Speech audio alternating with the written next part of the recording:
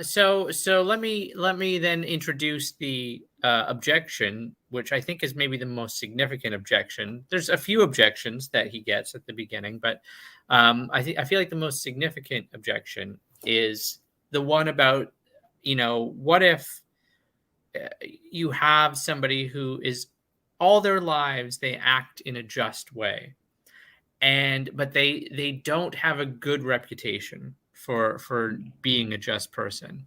On the other hand, you have somebody else who has not acted just all their lives, but has the reputation of being a great person, basically, is socially recognized for being great.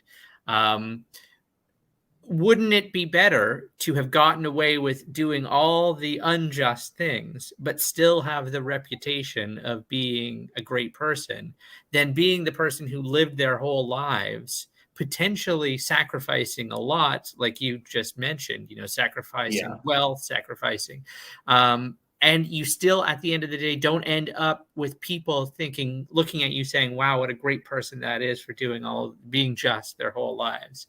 And the Right. example that we talked about the other night that I thought might be a useful way of thinking about it is, like, if you think of like somebody like Harvey Weinstein, Yeah.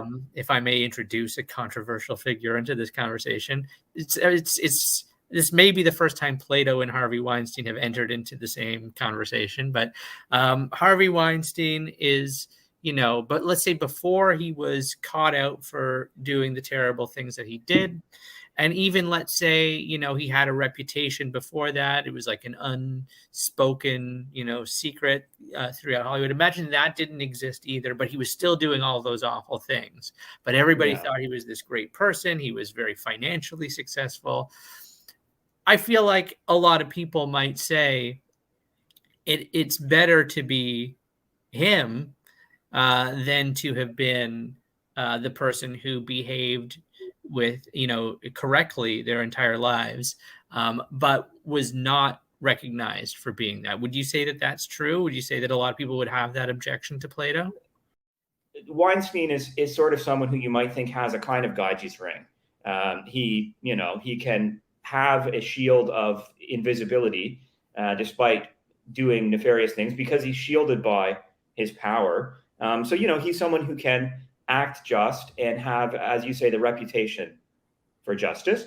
And of Right. course, a big reason why we think that might be bad is that we might get caught.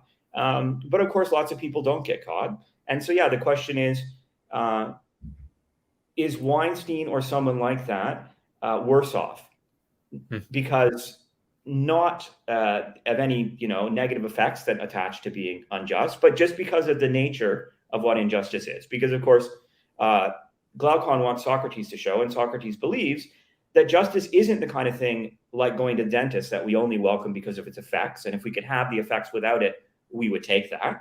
Right. If you could go to the dentist if you could have good teeth without going to the dentist, we would choose that. Rather, justice is something that we welcome, both because of what it is, like pleasure, right? No one needs to defend wanting pleasure in their life. Insofar as something's pleasurable, that's a reason why you're reasonable to want it. Maybe all things considered, it's not the thing that you want, but we don't usually ask people to explain to us why something that's pleasant, insofar as it's pleasant, is worth having. Right. Justice is supposed to be, for Plato, for the Glaucon character, and for the Socrates character, it's supposed to be one of those things.